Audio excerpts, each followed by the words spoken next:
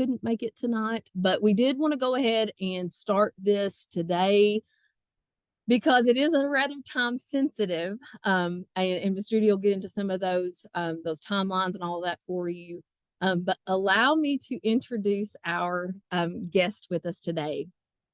Today we have with us Miss Judy Owens, who has served as the Appalachian Director for the Steele Reese Foundation. And Miss Judy, is this correct? Since 2007. Is that correct?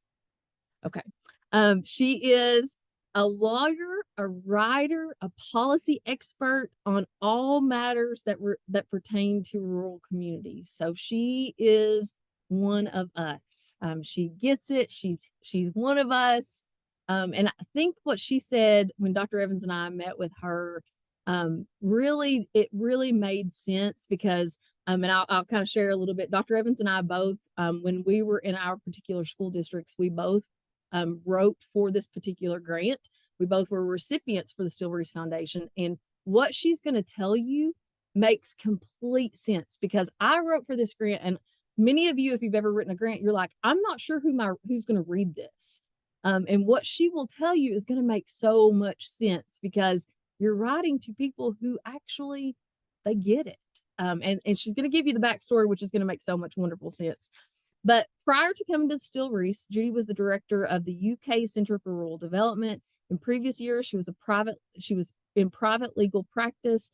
Prior to attending law school, she was a journalist and she wrote for the Lexington Herald Leader and the Louisville Courier Journal. She grew up in Bell County and she worked for more than 25 years in Appalachian communities, including Hyden and Hazard. So it is my absolute honor to introduce to you Miss Judy Owens. And I am so very excited about this opportunity, again, just to bring the Steele Reese Foundation to you and this opportunity for maybe some of you, the first opportunity for grant writing and for what this grant potential could mean to your schools, to your classrooms, and just to your community. So just for the next few minutes, put away all other distractions and just listen to how this money came to be, what this money could mean. And I am so very excited. So Miss Judy, thanks for joining us. Well, thank you for that amazing and I'm not sure totally deserved introduction, but that's really, really great. Some of y'all I've met before and some I haven't, but I've got my handy dandy iPhone here and I've got it set for 20 minutes. So I'm going to hush talking whenever the buzzer goes off because it's extremely important to me that I hear from you and that we have plenty of time for me to hear what your needs, questions, and wants are. So I just want to kind of lay down a framework and then we want to have a conversation about Steele Reese. So the Steele Reese Foundation is an independent foundation. We're based in New York City, but I live in Lexington. As Wendy was saying, I spent a lot of my life and my professional experience in Eastern Kentucky. And my husband is a dentist who spends half his time here and half his time in Barberville. In fact, he's in Barberville today. So even though I live in Lexington, unfortunately, I would prefer to live in Bell County and maybe I'll get back home someday, but we still have a strong connection to the mountains. And culturally, we're very much of the mountains. My family were pioneer settlers into the Cumberland Gap. And I have a pure straight line from my daddy and mother that go through that lineage. In other words, there's nobody except other Yellow Creek Valley people in my lineage going back to the Revolutionary War. So I have a strong experience in Appalachia and professional experience as well. The Steele Reese Foundation, even though it's based in New York, they did hire somebody who is local to Eastern Kentucky, and I respect them for that. They have a very strong commitment to people who don't have dedicated grant writers because a lot of rural communities don't. We understand that in rural communities, a person might be doing 4 jobs that would be done by 4 different people in the city. And so not everybody has the luxury of having a dedicated grant writer. We make our application with that in mind. We love helping first-time applicants. And one of the stories that I love to tell is right now we're only funding pre-K through 12 students and the supports that those students need. But when I first started at Steele Reese, we did a broader spectrum of grants. a fella came to me from Leslie County. He was working with an emergency services agency, which are so popular in Eastern Kentucky. And he wanted to know if he would qualify. And he said, I'm just going to tell you up front, I only have an 8th grade education and I've never written a grant proposal in my life. And I said, you are our bread and butter. You can be successful with us. And sure enough, he got funded the first time through. So we pride ourselves on that because we don't want a university style skill to be a requirement to being successful with us. So as Wendy said, I went to Middlesboro High School. I went to UK both for law and for undergrad, and then I got an MFA from Murray. That was my midlife crisis. I probably should have gotten a red sports car, but instead I got my MFA. But anyway, I lived in Hyden for 12 years and Hazard for another 10 years after that. And the guy who makes the decisions, the initial decisions on these grants is Bill Bice. He's a lawyer up in New York City, but he grew up in Charlotte, North Carolina. He did come from a family of well-off business people, but they owned a farm where they raised Herefords, and Bill spent a lot of his spare time on the farm with the cattle. So how this foundation came to be is the woman's name is Eleanor Steele Reese. She is the daughter of Charles Steele, who was a lawyer and primary business partner of J.P. Morgan. So these are Gilded Age, wealthy people, super wealthy, privileged. She was a singer and she performed opera throughout the United States and in Europe. But, I guess if your daddy is in the top 0.5% most wealthy people, it's a little hard to tell whether that man loves you for yourself or for your daddy's money. So she was married 3 times before she got in her 40s. And the last time she went on a tour of Europe, this isn't part of what we put on the website, but she she came home early from her tour and found her husband in Corpus Delicti. And so she decided to go to a primitive dude ranch in Idaho to sort of get away from it all. And there, the owner of the primitive dude ranch / Hereford operation was Emmett Reese. Emmett grew up in East Bernstadt in Laurel County, Kentucky. He did not want to work in the mines, so he went out west, and he built a pretty good sized Hereford operation out there and bought land and then would rent rooms to people who wanted to be in a remote setting. Eleanor went there. She stayed a while. She called her lawyers back and said, I'm not coming home, sell everything. I'm staying in Shoup, Idaho. And that's where she lived out the rest of her life. She found a fulfillment in the rigors of running a cattle operation with a Laurel County native to be superior to everything she experienced in the most wealthy group of people in New York City and in Europe.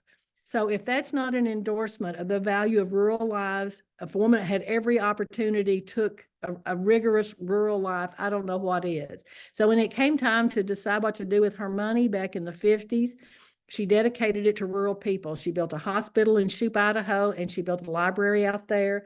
And then in the 70s, Mr. Bice was a young lawyer, and he was sent out there because all the other New York lawyers did not want to talk cattle with Emmett Reese. And so he made friends with her, and they came up with the idea of doing an Appalachian program. So that's why we have money to give out. So let me get straight to it here. I don't want to talk up my whole 20 minutes. We have a very simple, straightforward application process. We have 1 grant cycle a year. Our deadline's March the 1st. If you want to send it in a minute before midnight on March the 1st, that's okay with me. Our board meets and makes its decisions in late June or early July.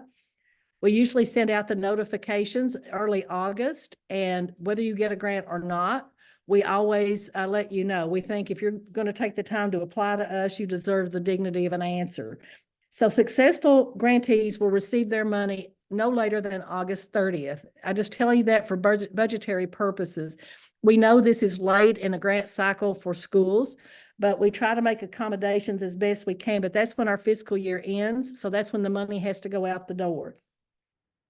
Okay, we don't make you submit receipts. We send you the whole grant whenever you get the award. We find that school people are honest and they spend the money on what they say they're going to, and we don't have a need for reimbursement schemes. Then the only other thing you have to do is spend the money on exactly what you said you were going to. If you can't spend it on that, you just need to write to me and explain how you would rather spend it.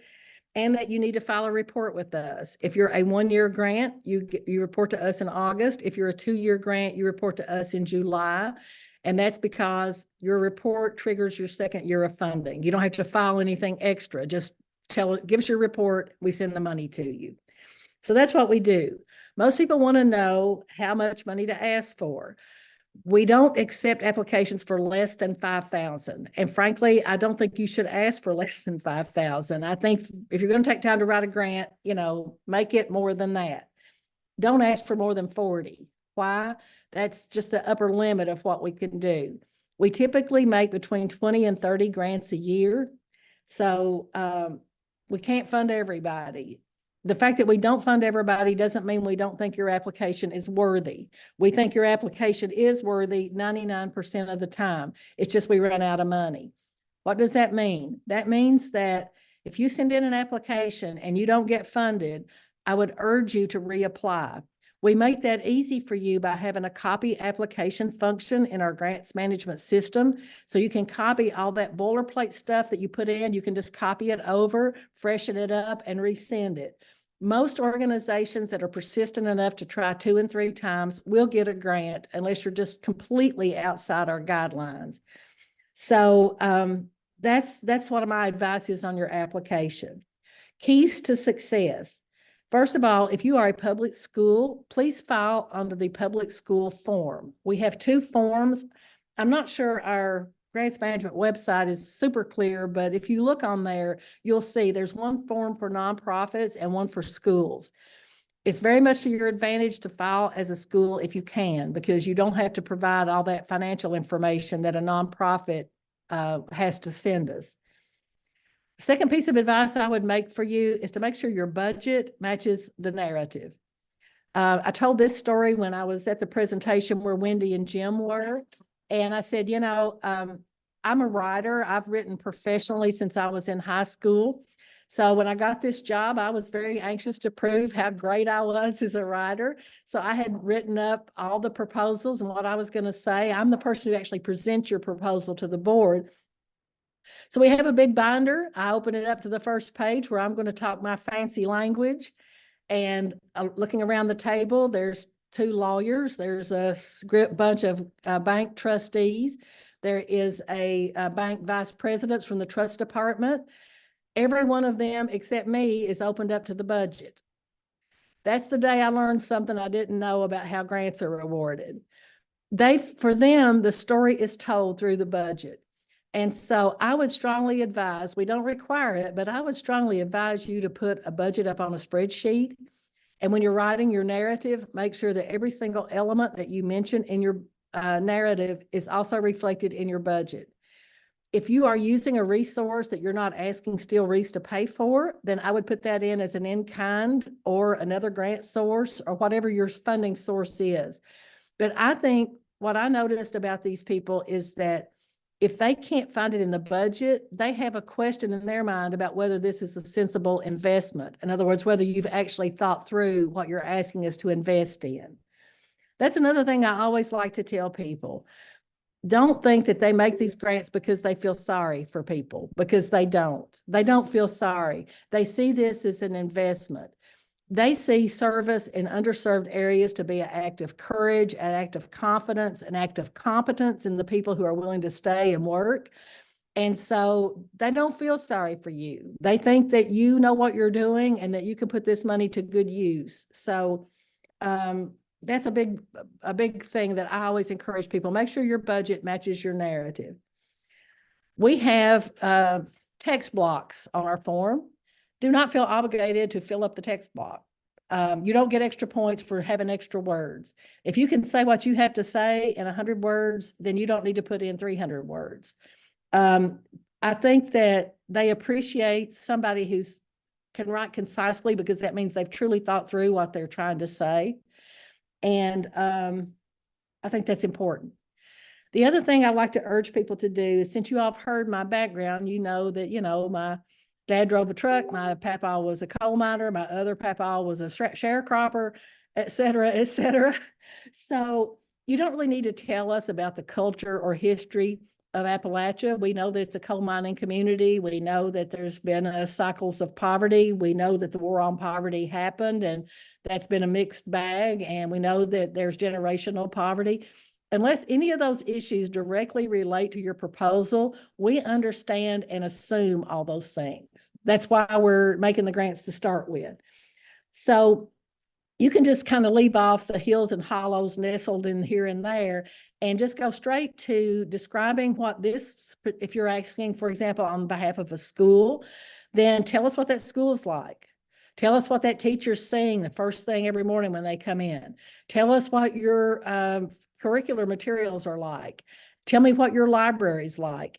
In other words, how old is your facility? When has it been renovated last? So that's what we're trying to, what's the parental support like in your community? That's what we need to know to help us make a determination. And, you can save the explanation of what Appalachia is for some other organization that's not as familiar as we are. I wanted to say that we're pretty open-minded about new ideas, but there are certain ideas that are perennially popular with us. Mr. Bice is very literary. He's a member of the Grolier Society. In fact, he's been a president of that in New York City. He has been in the Keats Society. He is a lover of the English Romantic poets. So he's a literary kind of, and he collects rare manuscripts as a hobby. So he's a really literary kind of guy. So we love school libraries. We feel like they're under-resourced. We get a lot of questions about how, our most recent nonfiction titles run back to the 80s. If that's the case in your school library, we love to buy books. We also don't have to have books. We're used to doing audio books, streaming services, devices for libraries, children's nooks inside school libraries. There was one school library that we sort of turned into a halfway coffee shop kind of thing where we had sofas where they could play guitars and come in early in the morning and work on homework together, or, have a cup of tea or a soft drink. We've done that kind of activity. We've updated technology in libraries that needed better checkout services, better furnishings, that sort of thing. We've done a lot of that. We also know that there's a lot of demand for curricular materials, so we have funded different kinds of curriculum. Most often what we find are like pre-K through 3 curriculum materials. Our grants are not large enough to usually cover all the grades, but sometimes if the school will come with half, we come with half, some arrangement like that. But we know that getting adequate curricular materials is challenging. We're also interested in supporting students up through the 7th grade in math and science, because teachers tell us over and over again that a student who is not reading at 3rd grade level and leaves the 3rd grade is unlikely to be a reader, and it's an uphill battle and an expense every step of the way beyond that. And you can just ditto that for 7th grade math. If they get into high school and are not proficient in 7th grade math, they're not moving up. We also have a particular interest in Appalachia in terms of environmental issues. What do I mean by that? Well, you had a horrific flood, COVID, a flood of the Cumberland before the Kentucky flooded last time.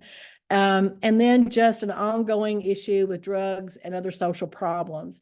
So if you think about the original purpose of your Family Resource Youth Services Center, from when KIRA was enacted back in 1990, it's to provide supports for children that erase barriers to learning.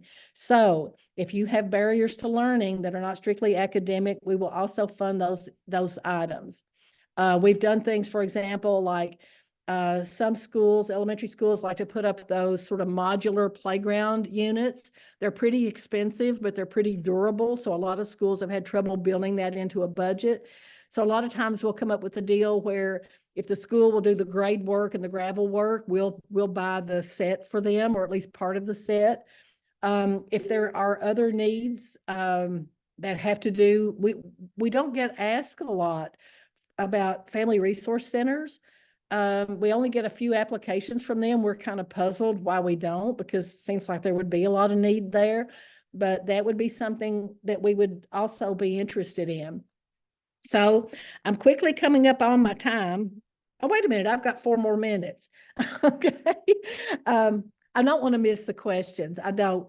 But I also have a little sheet here that that Wendy just put up, but it's also on our website.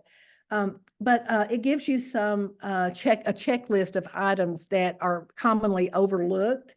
And so we try to make it real plain how you fill the things out, and not make it complicated. In other words, we don't want you hunting around for things. We want to make it as efficient as possible. You can file anytime you want to. There's not really an advantage or disadvantage to filing, but you can file today, or you can file on March the 1st at 11:59 p.m. Either way you want to. A lot of granting agencies, particularly federal grants, and I've done those. I was a grant writer myself before I got this job, or wrote grants for different agencies. We're not complicated like that. And I know that I have sought help before doing federal grants, and they sometimes will just say, we don't do this. We don't offer technical assistance. And that's not the way we are. The best way to reach me is just to email me at that email address that Wendy has provided to you. I try to monitor that account. So I'm checking it 3 or 4 times a day, especially this time of year. I can do some basic troubleshooting on our software for you. And if I don't, our software is not that complicated. When you see it, you'll see it's not fancy, but that's to your advantage because I can troubleshoot for you. But if for some reason we get stuck, that software comes out of Montana, and they've been really, really good about getting us right back up if something's going wrong. So I guess that's all I have to say, and I'm happy to answer any questions or listen to any observations. And I'm always very interested to know how things are going in our schools.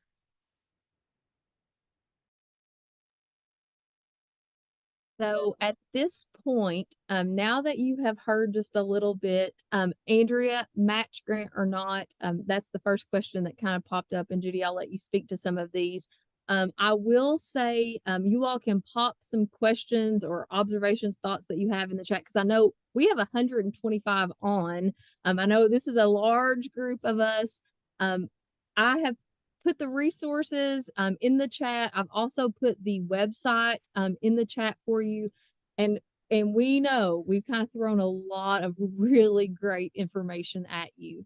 But since it is rather time sensitive, today is the 1st of February, and this is due in a month. We did want to get this information out to you because, again, this is a fabulous opportunity. The excitement in the chat, Judy, as you were speaking, there's overwhelming excitement. And again, Judy, it's exactly like what Dr. Evans and I were telling you. You know, teachers don't know. You know, they were not aware about this opportunity. So we are so excited about you know, getting this word to you all, because again, fantastic opportunity for Kentucky schools, teachers, students. And so the first question is a match grant or not. Judy, I'll let you address that. We do not require a match. Yeah. So I will speak to just really quickly in Rock Castle, we while I was there, we used this to kind of supplement and Judy can kind of talk to this a little bit. We needed some extra funds for a reading program that we were going to be using within our district. And so we talked about, hey, this is what we're using within our district, but we will use the extra funds to help supplement that. And so again, I made a wonderful little chart. And like Judy was saying, if you can say, this is what our district's going to supply, and you have that chart that, and Bill actually talked to me about the chart. He was like, we love the way you did the chart. And that, again, I'm more of a, you all know I'm wordy, but I had a chart that said, this is what our district is willing to put in, and this is what we need to help supplement that. So that was really helpful. Tony, I love it.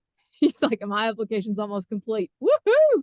And Lisa says, is it possible for more than one teacher from the same school to apply for the grant? Judy, I'll let you speak to that as well. So here's the situation.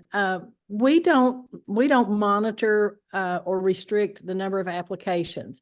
So the same school can apply for more than one. There can be more than one application from a school. There can also be more than one application from a district. But the only thing I would say is that we don't have a specific number, but we always want to fund a certain number of pre-K, pre-K, K through 3, 4 through whatever, if it's a middle school or an intermediate school, however it's arranged, and then high school. So we're going to be funding a certain number in each category. So if you load up, for example, an elementary application with 2 or 3 applications from the same school or same schools in your district, you kind of might end up competing with each other. It doesn't bother us. It's just something that you need to think about in terms of a strategy. And the thing that I wanted to follow up on what Wendy just said about matching grants, we don't require a match, but I do want to say this. There are applications we get that they'll say, we've been wanting to experiment with a new reading intervention software, and we've heard good things about it, but we've not tried it. If you would be willing to fund us for, say, grade 3, then if it works, the district will pay for it for grade 2. And so then if we find out, well, it worked for 2 and 3, then they might come back to us for grade 1.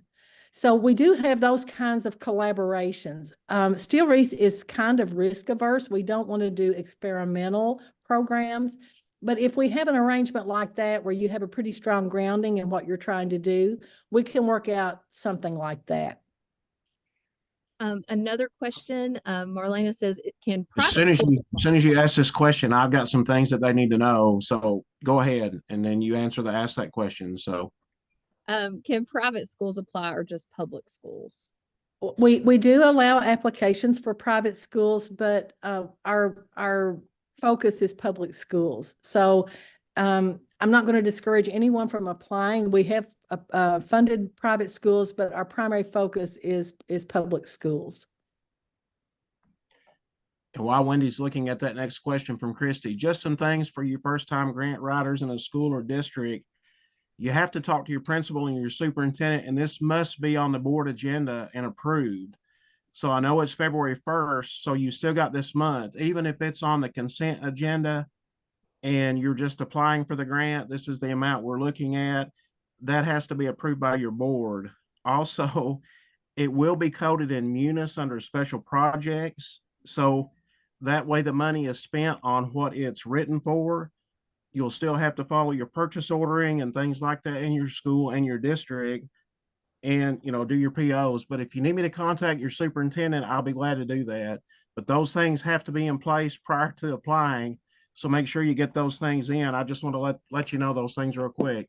I'll be happy to talk more about those at the end of our session today if you got more questions. Sorry, Judy. Jim, that is super important, Jim, because on a school grant application, we don't consider the application complete unless we have a letter of endorsement that's signed by the superintendent and the principal. Most school programs go fine, but we had a couple go south on us because a superintendent signed off on it, and then we get a new superintendent and they doesn't want to do it, or the principal changes out, or the site-based council changes out and decides that they don't want to do it. So a condition of applying to us is that your superintendent and principal are committing that if they receive the funding, they will execute on the program. And so we have to have those 2 signatures. And we have had some consternation when somebody didn't get board approval if it's required. I mean, we're not here to tell you have to get it. Jim is the guy who knows about that. But if you don't have it and we have to wait on getting the money to you, it can become a problem because the money has to be off our books by August the 30th. And so if you end up hitting a snag and can't get your board approval after the fact, we may have to say we're going to wait till next year. Yeah, do that on the front end. That's why I was saying that. I sent Wendy a message that I got to say these things because that's so important, that communication piece. And plus, if there's any matching that you're going to ask the board to pick up something, they can't allocate any fund unless that's approved. So prior approval is critical. If you run into a problem with a superintendent that says, I don't know about this, just please reach out to me via email and I will give them a call, because this is a win for you all as in your classrooms, or if you want to apply as a school. This is very positive, and they shouldn't say no in any way. If they have questions, we'll help in that area, but get that board approval and things like that, and you don't even have to have your proposal exactly the way you want it if you have a general idea and just give a paragraph of what you're thinking about, and then at least they know, and it'll get things moving forward. But and I know it's February 1st, but board meetings are going to start happening the next few weeks, so you've got time to get it on the agenda and get that approved and move forward and get your application. Go ahead and start working on your application prior to that board approval regardless, but just get that on the agenda. But I'll help anyway behind the scenes on those things, so I'll hush now. Judy, you also have another question about, do you fund programs that are not directly related to students, are not connected to the school system? Like, for example, we have Christy, who's been trying to work on turning an old gym facility into a community center, boys, girls club, something like that. She said our school is the only thing in our small rural community that our kiddos pre-K through 12 do or like hang out. Would that be like the nonprofit, or is that where she would fill out that? Yeah, and I mean, we do fund that kind of thing because we're very sensitive to the fact that in most towns, even county seat towns in Eastern Kentucky, there are not the kind of facilities that kids can enjoy even in a small city like Lexington. You know, there usually isn't a children's museum. There's not usually park systems. There's not usually robust after-school programs like we offer up here at the YMCA or Boys and Girls Clubs. In fact, I think there's only one Y in our service area, and that's in Pikeville, and only one or two Boys or Girls Club. I think there's one in Harlan and one in Knox County. So, I mean, the kind of facilities that are safe, good, wholesome places for kids to hang out do not exist in most Eastern Kentucky towns. And so we're sensitive to how you might retrofit a building or partner with somebody. That's one of the reasons why we fund public libraries in Eastern Kentucky, because they do summer programming and after school programming. So yeah, that's right up our alley. Yeah. Another question is, could a library ask for books, promotional materials, but also like bringing in an author for an author visit? Could that all be encompassing in a proposal? That is all stuff that we've done. We have had, we funded, the Kentucky Humanities Council does a program in conjunction with public libraries where they bring in authors. They ask students and their parents to come in for reading time.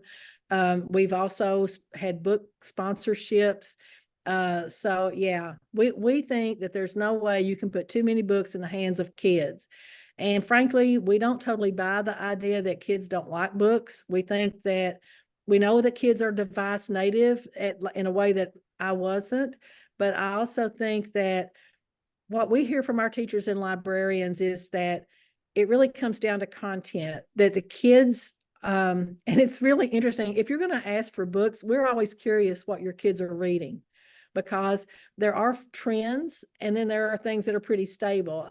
Girls tend to go through a phase where they want to read about horses. Some kids love to read about athletics. It doesn't, I mean, me and Bill are all about Shakespeare and Milton, but we know that most kids aren't. It's okay. They can read about unicorns and spacemen or whatever it is they want to read about. It's the biggest thing is finding something that they like to read, and then developing a relationship with the parents, encouraging the parents to read and to read to them. We're very scared about this tendency not to be literate in English, and we want to see if we can intervene and help that. Graphic novels. I see somebody saying graphic. I started to say, I don't know novels. if you're seeing the chat, but they are absolutely loving this. I'm a little, last night I said I was giddy over our session last night because I was so excited, but tonight I think tops that. I'm like, so someone asked about what type of evidence do you require for proof, just PO evidence or like with record type, what kind of record keeping?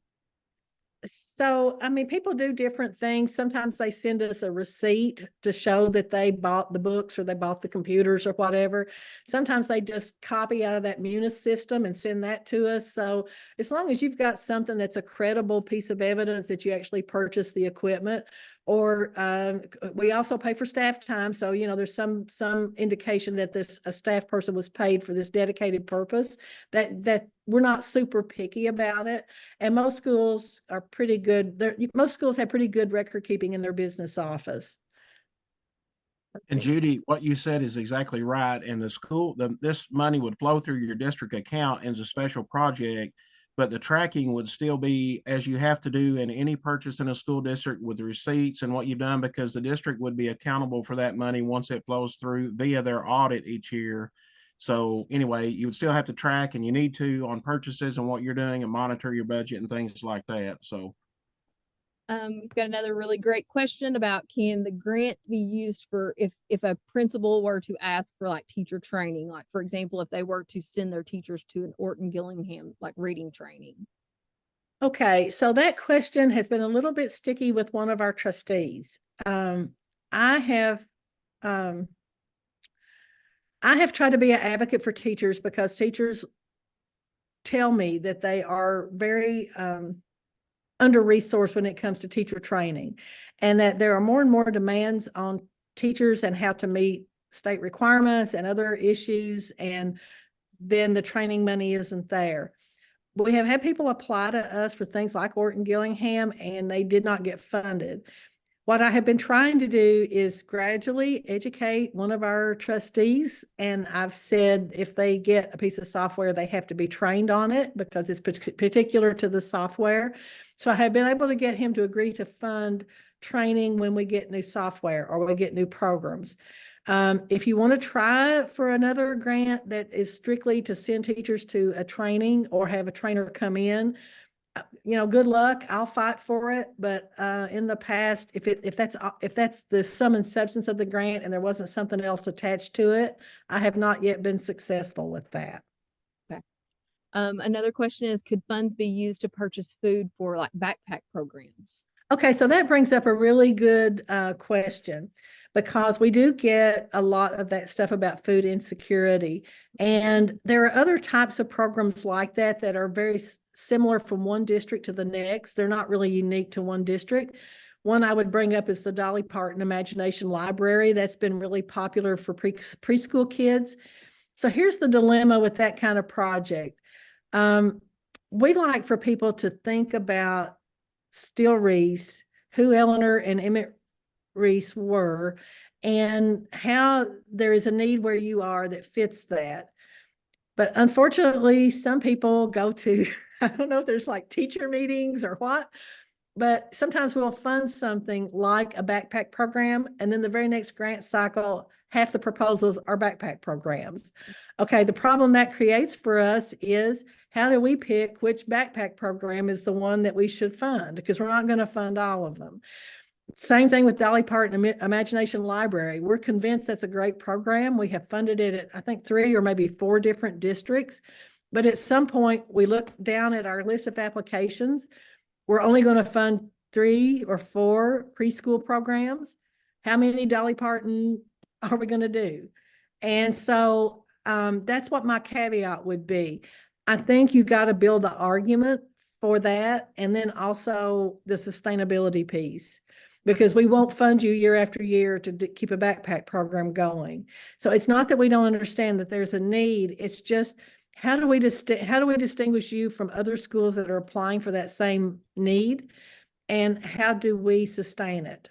So that's what I would work on if I were going to work with that. Perfect. So I'm going to make I'm going to take a question that was asked and then kind of make this more general and broad. We have a group of educators on here, and I think I talked to you about this, Judy. We have one of my grants is an arts and education grant. So we have art educators on here, like music, drama, band, visual arts teachers. And the question was asked, it was posed, could this grant be used to provide like an art teacher salary in the building? Because as you know, across Kentucky, a lot of those positions are being cut, like our art teachers, our music teachers, etc. I don't know about even salary, I'll propose that, but across just generally, could we, in thinking about those teachers, for just the arts education, do you give me proposals for arts education in general from Kentucky educators? Okay, so we phrase it like that. We do fund those kind of projects. We are in despair about layoffs for, or more frequently what happens is they don't fund a position once somebody leaves it. And we think that's tragic. We think that, you know, you're always going to have support for your athletics programs. If you've got a basketball program in Eastern Kentucky, it's going to have support. I don't care how poor the community is or how resource deprived they are. But we think that that's one place where a child can be engaged. But for the kid that's not the athlete, the kid that's more sensitive, the sort of an artistic bent, there needs to be an access point for the school other than what's going on in a classroom. And so it's very despairing to us that we do not have consistent support in the arts. We have had several high schools come to us and say, the community says they support the band, but then they sort of fawn over the athletics program. But then we've got a tuba that's 47 years old and some kids trying to learn to play on that. So we're sympathetic to that, and we have purchased band instruments for several school districts. Sometimes we'll say, just kind of like with the Dolly Parton, we'll say, you know, there's 3 proposals ahead of you, but keep sending them in. You just have to copy it and send it in, and we'll get to you when we can. Ditto for the visual arts, the performing arts, singing. I mean, we have school choirs that don't have risers. You can't sing in a choir. I mean, you know, it's just kind of heartbreaking. And so we are very sympathetic. Now, you asked specifically about salary. So our top is 40,000, and that would include benefits, or we'd have to split with you on something. We do have people who fund part-time positions, and but again, you're going to have to explain to us if we can fund you for 2 years. We fund you for 2 years, but then what are you going to do after that? And so I think it takes a lot of hard thought about how can you provide arts programming for children in a situation where you're relying on grant funds. Now, listen, I've been in soft money positions, and I'm out there hunting for money all the time. And that's how a lot of and you know, sometimes people spend their whole career in soft money jobs. So there's money out there. And success breeds success. If you've had a grant with some person, they might be somebody else give it to you. But that's the thing that I think you've got to think about. But as far as the idea that the arts can be cut and that's okay, is very, I don't know. It's just, there are kids. I mean, I had one of those high school English teachers that just inspires everybody. There was a kid in my class that literally was overweight, pigeon-toed, you know, had, you know, hygiene issues. I mean, he was just Mr. Not Big Man on campus. And I remember that our English teacher told him, this is high school English. She said, I think you would like Moby Dick. That's a pretty advanced book for a high school kid. But he read that, and I mean, it was powerful to him. I mean, he would quote from Moby Dick all the time. And so there's a kid that's not going to be the captain of the football team. And so anyway, I'm just saying I'm sympathetic with those types of proposals. Just make sure that you explain how it's going to meet the need in the best way you can. It'd be better to have full-time faculty doing this stuff, but if you don't have it, what's the next best thing? And then how you can support it going forward.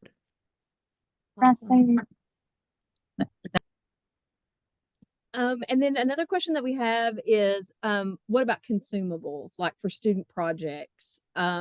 Is there, you know, of course, if they justify, like, you know, that they have a previous grant or they have a grant that there just wasn't enough funding, you know, can they put that in the budget and talk about how there wasn't enough funding for maybe the whole grade level, or, you know, there wasn't enough from the previous grant to get the equipment, or they got the equipment, but not for the training or for consumables. Absolutely. Absolutely. We do that. And there's nothing any more sickening to us to think that some teacher is standing at a copy machine, copying materials that should have been brought in as a part of the packet. So that's absolutely something that we have funded in the past. The other thing is we learned a lot from COVID, and we had somebody ask us about kits at one time, like take-home kits. And at first we didn't know what they were talking about. And then COVID happened, and teachers started putting together kits at the front of the school and handing them out. And that's when we became convinced that, you know, in some ways those kits felt more important than the devices did. something that kids can build, something that kids can, puzzles they can work, books they can read and write things on. I mean, it felt very powerful for us that they could make those kits available. And you know what? If it's got consumables in it and the whole kit don't come back, big deal. You know, let's build some funding in for that and let's get it.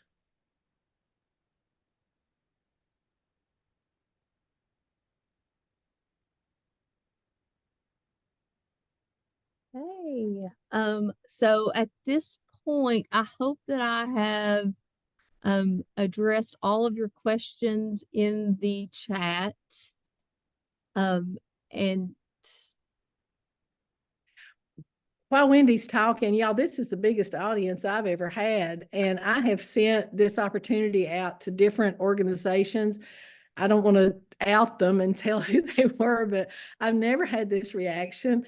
I just want to warn you, I'm the only staff and I work from home. So, I mean, if a tsunami hits, I mean, I'm here for it, but and I will say something that I said to Jim and Wendy. So I have a counterpart in Montana and Idaho, and we pretty much split the grant money down the middle. You know, we pay the expenses and then split the money down the middle. I typically get between 50 and 60 applications. She typically gets 175 or 200. Now, for years, I have made the case that the number of applications does not speak to the need, because I've made the case that public schools often do not have dedicated grant writers. And also, my boss, Bill, is kind of old school. He doesn't want to advertise this. And so I've just tried to go through like the district offices of the Friskies, or I go through the State Department of Education, or I send it to the Superintendent's Association. I've just tried to go through those kinds of routes. And I just am finding that, you know, emails get lost. You know, they're just covered up. And sometimes a superintendent will see it and forward it, but sometimes it's just in the avalanche. So I have to thank, you know, Colby Hall and SOAR, because they offered, I was talking to Colby about this problem. And I said, you know, my boss has never said he's going to change the split because of the number of applications. But my boss is in his late 80s. He's had cancer twice. He's had COVID 3 times. I mean, nobody lasts forever. And if something happens to him and there's a new trustee, I can't guarantee I can maintain these funds. And it has scared me to death that, knowing the people in Eastern Kentucky, how bad we need it, that we might lose part of it to Montana and Idaho, because there might be an idea that the need isn't there. So even if you send in an application and you don't get funded, I'm telling you, we have one guy that tried 5 times and he finally got funded. You can get funded with us. So don't give up and don't not apply. right. Well, Judy, we kind of warned you, didn't we? We warned you that our teachers will show up. And so I kind of did give her the warning that you all will show up, and you show up in force. And I will speak to the amazing educators that are on here. They are incredible. I know their plans will be incredible. And what we will do is, I know Judy's got another meeting. So Judy, thank you so much for your time with us and sharing the amazing work of Steele Reese. We will stay on just for a second. I know Dr. Evans and Jamie and Jennifer and I, we will stay on. If you all have any questions, we'll stay on. But Judy, thank you so much for your time sharing this with us, and look forward to getting just a multitude of amazing KDC grants applications, because they will be coming. If I'll put your contact information in for everyone. Okay. I just wonder if I could make one little brief comment. Absolutely. Being from Eastern Kentucky, it was a little bit of a culture shock when I went to my first board meeting at the JP Morgan Private Bank on Park Avenue. I mean, that's not really my native hunting grounds right up there. But I want to say this to you all.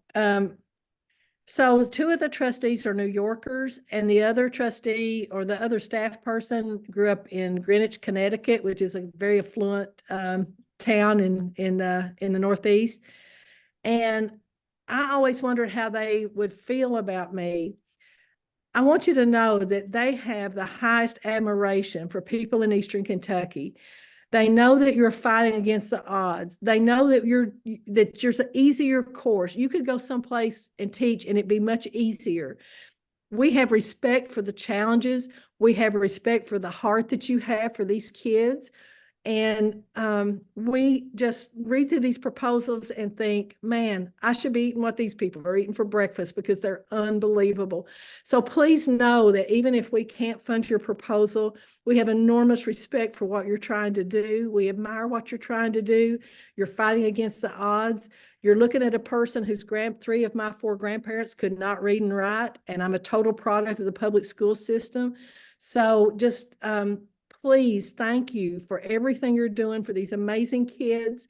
I know we can't help everybody every time, but we're going to do the very best, and we appreciate what you're doing. So please keep that in mind.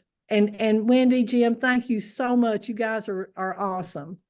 I'll step off and get to my next meeting. Thanks, Judy. Thank you, Judy. Thank you so much. Just a couple Precious. things, but I could address. I know Ty had a question there. What do we do for sustainability? Well, just some pointers here, and I've been making notes as we go. If you get this grant, you're gonna have to work it. You're gonna have to work hard. You're gonna have to put your heart and soul in it, as you all do. But you got to make it successful. These are just some bullet points that I jotted down about sustainability. You're gonna have to market the heck out of it, and with data. And as you see success throughout your grant, you need to use the data that you've got and you need to market it. You need to build big time support around it in your school and community and how successful it will be, because it will be successful because you all can make that happen. And you got to make it part of your school and district and community culture. Even if it's a small piece of a grant of whatever it may be. I know Jonathan said he was successful with the grant. You got to make that part of it's what we do around here as part of our culture and our norms in your school and district. Yes, you got to share the wins, as Wendy said. But if you do those things, it becomes an invaluable piece of what you do day in and day out for students, for staff, for your community. But you got to build that support around it. And then there are ways that budgets can be utilized to the best of their ability in school district and with school funds to support what you've done and what you put in place. But those are things each of you can do to make these grants a success. And hats off to Wendy. When we went to the training on Friday, she said, I want to bring this opportunity back to our teachers and our leaders and all of you, our leaders. And I said, absolutely, let's do it. And Judy is on your side. She is on our side. There are limited funds, but don't let that stop you from applying if you have a dream of something that you want to do. So, and again, utilize any of us to help. We can't put it together for you at KUDC, nor do we need to. You all have the talent and the skills to do this proposal and submit it. If you have questions, we'll help you. But you have the credibility and the talent to do this grant and do these proposals. So this is just toes in the water, as Wendy said, but you can be successful with it. We want to help you and be a part of it, but we want to see you build it, grow it, lead it. And we're going to be so excited when we start seeing all of you get funded. That's our big goal for you all. I know several of you all mentioned that. And that is why I know that some of you all probably rolled your eyes and you're like, oh, when I ask you to do the professional learning plans. This is why I want to know how I can best help you with these sessions. That's why I ask you to do it, because I would have never known that you all wanted this had you not completed those. So little things like that, when you all put this, like, hey, we want to know how to write grants. We want to know how to write our own grants. This was an opportunity that, we went thinking that we were going to go and write for this, but then we decided, you know what, we don't need to write for this. This is something that you all can write for yourselves, for your schools, for your classroom, and look at how this impact, it's gonna just evolve and it's gonna be great. And Judy was like, this is awesome. And let me post the evaluation in here one more time. But before you all leave, I am going to ask you to do one more thing. And again, this is one of those things that since I've got all 3 grants on here, I'll send this out in an email and then I'll tell you one more thing before you leave. Several of you also on your learning plans, you said, we want more, now that we've got podcasting equipment, we want more on what to do with podcasting. So since you asked, we've got a Google form for that, of course. Sorry, I'm horny, I know. So Jason Baylor from Fayette County Schools put together a wonderful podcasting survey. And if you will fill out this survey, he's going to come back and do another session, but we've also got a couple other people that are going to do podcasting sessions, but we need to know what you want. You know, that's just how it works. So if you will fill out this wonderful survey, it's like a podcast, it's just real quick podcasting feedback form for us. I'll drop that in the chat, but I'll also email it. But since you're already on here and since we're just 5 minutes early, you all may want to go ahead and do it now. So since you're thinking about it. So this is a Google form. Don't be shy. I love it. Yeah, don't be shy on sharing stories. This is the podcasting, and I'll put that on there, podcasting form. And I think that should share correctly. So you've got your evaluation. Don't forget to fill that out. Was Judy just not the best thing ever? I'm so excited. I love her sharing her story. And then the last thing I will share on podcasting. If you have already started podcasting with your students, with your colleagues, I know some of my Pulaski County folks, they've done some podcasting, and I cannot wait to share those with us. We won't share them out. Well, we might share them out because I'm just really excited to hear some of those. But if you've got great podcasting things with your students, with your colleagues, again, that helps us for reporting when we can say, look, we bought this, and you all will soon learn, those of you that get funded, you will soon learn that again, that's selling your successes. So we can say, look, we bought this, and this is what in turn they're doing with those funds. That's being good stewards of our money. And one last thing, and then I promise we're leaving. I am sending out spring book forms. And what I mean by that is, again, going back to your professional learning plans. Professional learning plans, we're kind of changing, we're pivoting a little bit on our spring books. So I'm letting you choose the book that you would like to read based on what everybody indicated on their spring or on their professional learning plans. So our spring book forms, you will get to choose, kind of like what we did a couple years ago, I think, where you got to choose, and the one that gets the most votes will be our spring book study.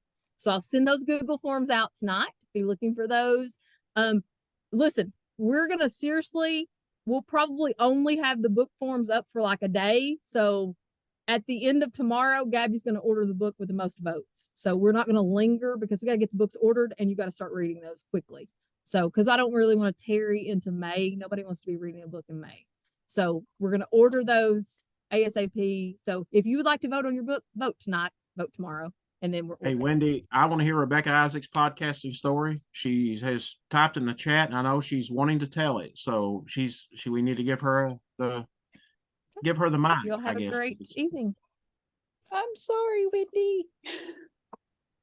Okay, so it's kind of a two-part thing. So I was asked if I would kind of head up our celebration for our Frisk department, which is next week. In case you're unaware, next week is Frisk Appreciation. So if you have a Frisk in your school, it's a great time to appreciate them and show them some extra love. Monday is Counselor Appreciation Day, School Counselor Appreciation Day. So my 8th grade class, I have let that be a class project. And so we have split up into several different groups. And one of my kiddos has his own YouTube thing. So I was like, you know what better way than to use this new podcast stuff? I can have him teach me how to use it in a one-on-one setting. And so we've played around with that. He and another boy wrote a script as far as the interview questions, went and interviewed our Frisk person about all the things she does, the different programs that she works with and everything. And then I had a group of kids that's working on a slideshow that we're going to send out to our whole school next week. And so they were able to take the podcast interview and clip it into different pieces and work collaboratively together to put together this slideshow that we can send out to the school, that the school can look at and view at their discretion next week to honor her and kind of have a spotlight and a highlight on all the many different things that she does that a lot of people don't realize. And then another thing that I wanted to say is that Audrey Wardle and I both have been with the grant with Renaissance for a while. We both were able to get the podcast equipment, but another teacher in our building is new to the grant and did Hey, not go have down. You the get my back. opportunity. They So asked you. she is actually doing a podcast thing with her language arts class and doing interviews and stuff. And so we're being able to use the things we were gifted through the grant to help another teacher.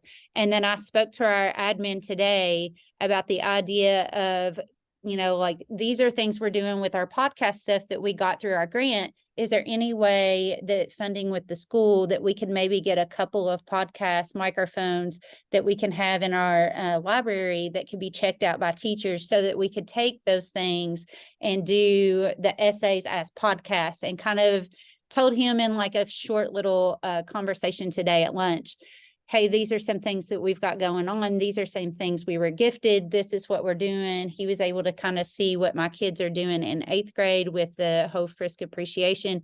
And so hopefully we can get some of that in. And I told him I would ask if I could find out what kind of microphones we got, because the sound quality is amazing. Oh, yeah. So that's kind of my short thing. I have been doing after school detention. So I have a kiddo. I've got to walk out front, but I wanted to share that with you guys real quick. So thank you so Awesome. much for everything you guys do and for the gifts and stuff that we get through the grant and being able to share that. Rebecca, you're amazing. Yeah. Shout out. Whoop, whoop. Well, it took a boy in my class knowing that he was a YouTuber and that he could sit down in person, because I'm an in-person, like, I need a security blanket of a person that knows how it's going on, especially when it comes to technology. I need that hand holding. So I've got the equipment and then having that kiddo here. So thank you, but I don't give me too much credit. I just love the fact that you took it to your admin and you were able to show them the progression and what you've done with it, for them to be able to supply more of that resource to the rest of your staff. And you're already influencing your staff to be able to move forward with this. That would be a fun. I great did talk to story for the him. newsletter. Yes. I did talk to him today too. I said, like, I feel like I'm starting to get a little more confidence as far as speaking out, because I am a new teacher. So just, talking to him today too about, hey, is there any way that, I don't know if you pre-plan your PLCs and we have to do a certain thing, or if there's a way that we could talk, like, is there a way that I could have a day that we have to do PLCs or whatever to come in and talk about the opportunity to use this podcast avenue for a different way to assess kids and whatever. So he said today that we could maybe make some adjustments where that, we could kind of work that in. So I'm excited. Pray, pray hard. Love it. Love it. But yeah, I need to walk him out. So I love you all.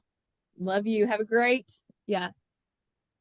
Listen, Wendy, I will tell you, unless someone else wants to speak, I have wanted to learn how to write grants forever, and I didn't even know what opportunities there were. And so I was taking notes. I was messaging my librarian, my principal, my Frisky, and sending the link. And I was like, check this out. See what you think. They're going to offer opportunities to you.